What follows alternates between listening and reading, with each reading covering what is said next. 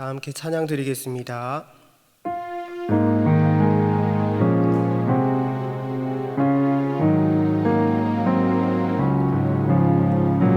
겸손히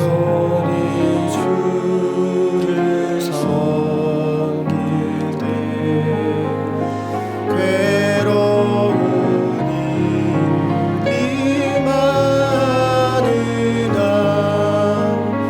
부주여 내게 힘주사 잘 감당하게 하소서. 인자한 말을 가지고 사랑을 감화시키며 갈 길을 잃은 무리를 잘 인도하게 하소서. 구주의 귀한 은혜를 깨달아 알게 하시고 굳건한 믿음 주셔서 늘 승리하게 하소서.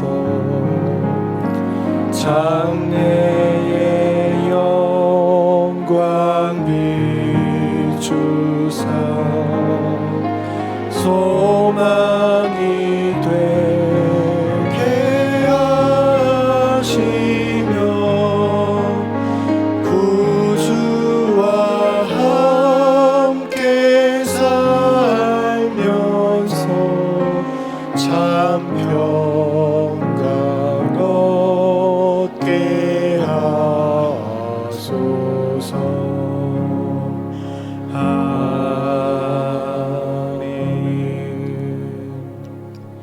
기도 제목을 보시면서 합심해서 기도하겠습니다.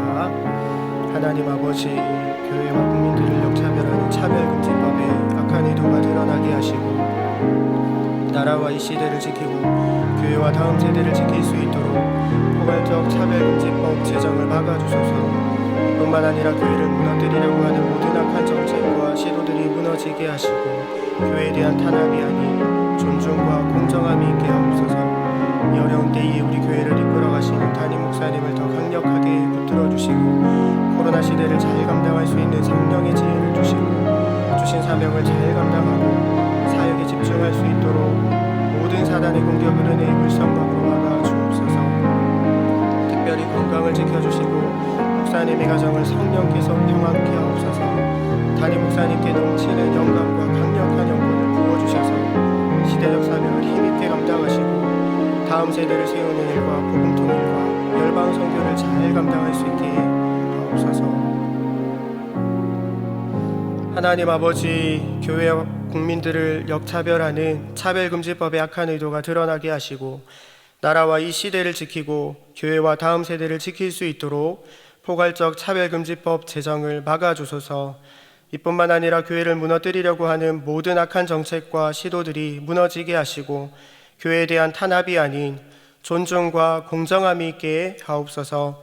이 어려운 때에 우리 교회를 이끌어가시는 담임 목사님을 더 강력하게 붙들어 주시고 코로나 시대를 잘 감당할 수 있는 성령의 지혜를 주시고 주신 사명을 잘 감당하고 사역에 집중할 수 있도록 모든 사단의 공격을 은혜의 불성곽으로 막아 주옵소서.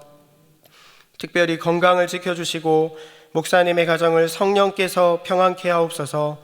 담임 목사님께 넘치는 영감과 강력한 영권을 부어주셔서 시대적 사명을 힘있게 감당하게 하시고 다음 세대를 세우는 일과 복음 통일과 열방 선교를 잘 감당할 수 있게 하옵소서. 이 시간 말씀을 듣습니다. 우리에게 꼭 필요한 말씀을 주시고 말씀 붙들고 더 복된 삶을 살아가도록 은혜를 베풀어 주옵소서. 우리 주 예수 그리스도의 이름으로 기도드립니다. 아멘. 말씀 보겠습니다. 오늘 우리에게 주시는 하나님 말씀은 요한복음 18장 11절 말씀입니다. 신약성경 179면입니다. 요한복음 18장 11절 말씀을 한 목소리로 읽겠습니다. 예수께서 베드로더러 이르시되 검을 집에 꽂으라. 아버지께서 주신 잔을 내가 마시지 아니하겠느냐 하시니라. 아멘. 6살 아들과 4살 딸이 저를 정말 좋아합니다. 퇴근해서 집에 가면 아이들이 폴짝폴짝 뛰면서 저를 반겨줍니다. 제가 아카데미에서 사역을 하다가 딸아이와 마주칠 때가 있습니다. 그러면 그냥 넘어가는 법이 없습니다. 항상 아빠를 부르고 우리 아빠예요 라면서 자기 선생님에게 알려줍니다. 선생님 다 알고 있는데, 그리고 선생님 많이 바쁜데 2번이고 3번이고 자기 아빠를 소개합니다. 아빠라고 마냥 좋아해주는 아이들을 보면서 제가 이런 생각을 하게 됩니다. 내가 뭐라고 나를 이렇게 좋아해주나? 아빠가 된다는 것은 정말로 영광스러운 일이구나. 며칠 전에 중고 물품을 거래하는 한 사이트에 자기가 낳은 갓난아기를 20만 원에 입양 보낸다는 글과 사진이 올라와서 많은 사람들이 충격을 받았습니다. 세상에 있는 모든 돈을 다 긁어 모아서 저에게 가지고 와도 저는 저희 아이들의 손가락 하나와도 바꾸지 않습니다. 말 못할 사정이 있었겠지만 중고거래 사이트에 아이의 사진을 올리는 그 순간부터 그 아이의 영광은 무참히 짓밟혔다고 할 수 있습니다. 누군가의 가치를 인정해주고 그 사람을 가치 있게 여길 때 그는 영광스러워집니다. 누군가가 영광스럽게 되는 것은 관계를 통해서 이루어진다고 할 수 있습니다.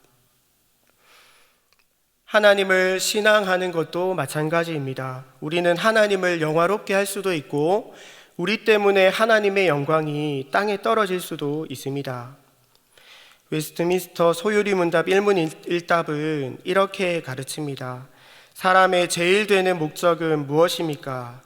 사람의 제일 되는 목적은 하나님을 영화롭게 하고 하나님을 영원토록 즐거워하는 것입니다.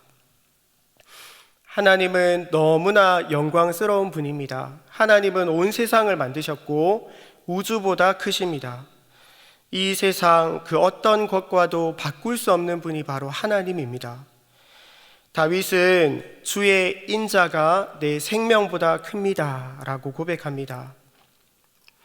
우리는 다윗처럼 하나님과의 인격적인 관계 속에서 하나님을 깊이 만나고 하나님을 찬양하면서 그분을 영화롭게 하는 삶을 살아야 합니다. 야고보서 2장 1절은 예수 그리스도를 영광의 주라고 표현합니다. 예수님을 영광스러운 분이라고 표현했습니다.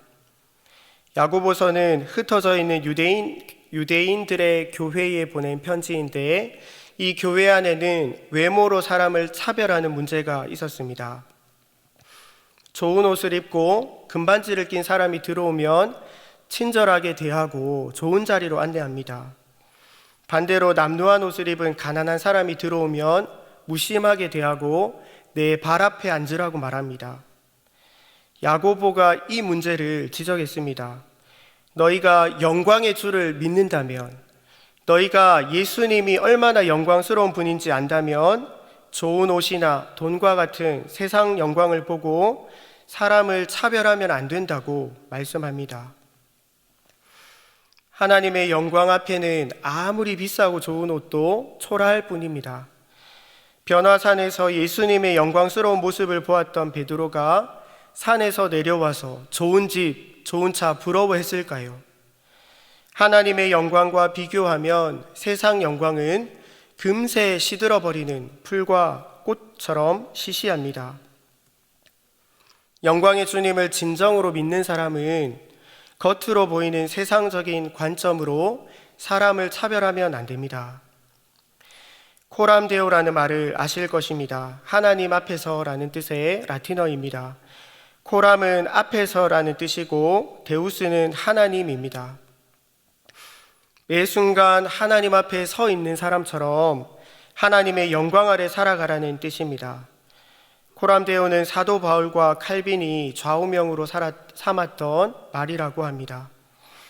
신앙생활은 영광스러운 하나님, 크고 위대하신 하나님 앞에서 살아가는 것입니다. 크고 영광스러운 하나님 앞에서 살아간다면 누가 거들먹거리고 자기를 높일 수가 있을까요? 누가 교만하게 행동할 수 있을까요? 누가 함부로 말하고 제멋대로 행동할 수 있을까요? 신앙생활은 하나님 앞에서 살아가는 것이기에 그리스도인의 마땅한 삶의 모습은 겸손입니다. 성경이 말하는 겸손은 단순히 사람들 앞에서 자기를 낮추는 정도가 아닙니다. 세상 사람들도 자랑하고 잘난 체 하는 거 싫어합니다. 그래서 우리는 어릴 때부터 착한 사람, 좋은 사람으로 비춰지기 위해서 적당히 자기를 낮추고 양보하고 다른 사람을 축혀 세우는 법을 배우고 훈련합니다. 이런 것은 처세술이지 성경에서 말하는 겸손이 아닙니다. 신앙적인 겸손은 크신 하나님, 영광의 하나님을 우리가 항상 모시고 살아갈 때 자연스럽게 드러나는 삶의 모습입니다. 다윗은 겸손을 배울 수 있는 좋은 모델입니다. 다윗이 압살롬의 반역을 피해서 도망가다가 바후림이라는 곳에서 고약한 사람을 한 명 만납니다. 사울 집안 사람이었던 시므이라는 자입니다. 시므이는 다윗을 저주하고 돌을 던지면서 욕을 합니다. 다윗이 사울을 반역했기 때문에 압살롬에게 반역을 당한다고 사실이 아닌 말로 공격합니다. 안 그래도 다윗은 마음이 심란합니다. 시므이의 행동 때문에 얼마나 화가 났을까요? 곁에 있었던 다윗의 장수 아비새가 시므이를 보고 기가 막혀서 당장 시므이의 목을 베어버리겠다고 말합니다. 하지만 다윗은 아비새를 말리면서 이렇게 말합니다. 여호와께서 저에게 명하신 것이니 저로 저주하게 버려두라. 혹시 여호와께서 나의 원통함을 감찰하시리니 오늘날 그 저주 까닭에 선으로 내게 갚아주시리라 하고, 다윗은 하나님이 자신을 낮추시는 것이기 때문에 달게 받겠다고 말하고 있습니다. 혹시라도 자신이 억울하게 당하는 일이라면 하나님이 다 아시고 나중에 갚아주실 거라고 고백합니다. 다윗은 코람데오 신앙으로 항상 하나님 앞에서 살았습니다. 끊임없이 하나님께 매달리고 하나님과 씨름합니다. 시므이가 다윗을 공격할 때 시므이를 상대하는 것이 아니라 하나님을 붙들고 겸손하게 하나님 앞에 납작 엎드리면서 은혜를 구합니다. 이것이 다윗이 보여준 겸손입니다. 오늘 본문 말씀은 예수님이 죽으시기 전에 잡히시는 장면입니다. 겟세마네 동산에서 기도를 마치신 후에 가룟 유다가 무리를 데리고 왔습니다. 그리고 예수님을 붙잡으려고 했습니다. 이때 베드로가 칼을 빼서 말고의 귀를 베어버립니다. 예수님은 베드로를 말리시면서 말씀하셨습니다. 예수께서 베드로더러 이르시되 검을 집에 꽂으라. 아버지께서 주신 잔을 내가 마시지 아니하겠느냐. 예수님은 지금 가룟 유다와 종교 지도자들 때문에 자신이 이렇게 곤란한 상황에 처했다고 생각하지 않습니다. 삶의 주관자 되시는 하나님을 인정하고 믿음으로 겸손하게 반응하셨습니다. 예수님은 당장이라도 천군 천사를 호령해서 지금의 상황을 모두 다 정리할 수 있습니다. 하지만 예수님은 너무나 겸손한 모습으로 하나님의 뜻에 순종합니다.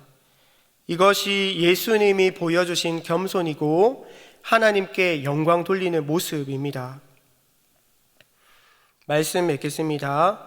하나님은 교만한 자를 물리치시고 겸손한 자에게 은혜를 주십니다.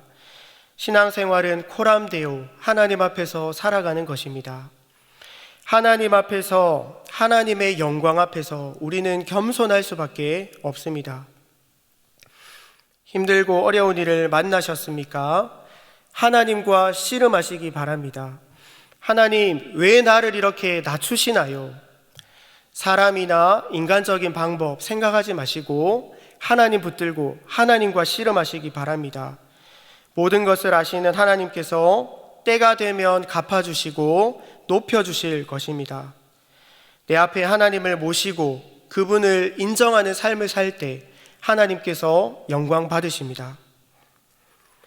다 같이 미가서 6장 8절 말씀을 함께 읽고 말씀을 마치겠습니다. 사람아, 주께서 선한 것이 무엇임을 내게 보이셨나니 여호와께서 내게 구하시는 것이 오직 공의를 행하며 인자를 사랑하며 겸손히 내 하나님께 함께 행하는 것이 아니냐. 늘 겸손한 모습으로 하나님 앞에서 행하시고 하나님께 영광 돌리시는 모든 성도님들이 되시기를 축복합니다. 화면을 보시면서 기도 제목을 함께 읽고 기도하겠습니다. 하나님 아버지, 코람데오의 신앙으로 겸손하게 살기를 원합니다. 하나님의 영광을 비춰주시고 우리 안에 예수님의 겸손한 마음을 부어 주옵소서. 어떤 상황 속에서도 내 앞에 계시는 하나님을 의식하며 하나님께 영광 돌리는 우리들이 되게 하옵소서. 기도하겠습니다. 하나님 아버지, 감사한 주님, 이 시간도 또 하나님 앞에 나와 예배합니다. 우리에게 하나님의 영광의 빛을 비춰주시고 우리의 마음을 밝혀주시고 분주하고 또 하나님 복잡한 우리의 마음이 다 내려놓아지고 하나님만 바라보는 이 시간 될 수 있도록 은혜를 베풀어 주옵소서. 하나님만 붙들고 하나님의 영광 앞에서 코람데오의 신앙으로 하루하루 살아갈 수 있도록 은혜를 베풀어 주시고 정말 하나님을 기뻐하고 하나님 붙들고 하나님과 씨름하며 하나님께 영광 돌리는 귀한 삶, 복된 삶을 살아갈 수 있도록 은혜를 베풀어 주옵소서. 우리들을 붙잡아 주시고 기도 이 자리 가운데 은혜를 베풀어 주옵소서. 함께하여 주옵소서. 하나님 아버지, 마치 하나님이 없는 것처럼 하나님이 안 보시는 것처럼 살았던 우리의 교만을 회개합니다. 영광의 하나님을 항상 내 앞에 모시고 하나님 붙들고 겸손하게 살아가기 원합니다. 우리에게 은혜를 베풀어 주옵소서. 우리 주 예수 그리스도의 이름으로 기도드립니다. 아멘. 계속해서 담임 목사님과 교회 그리고 나라와 민족 선교사님을 위해서 기도해 주시고 예배를 마무리해 주시기 바랍니다.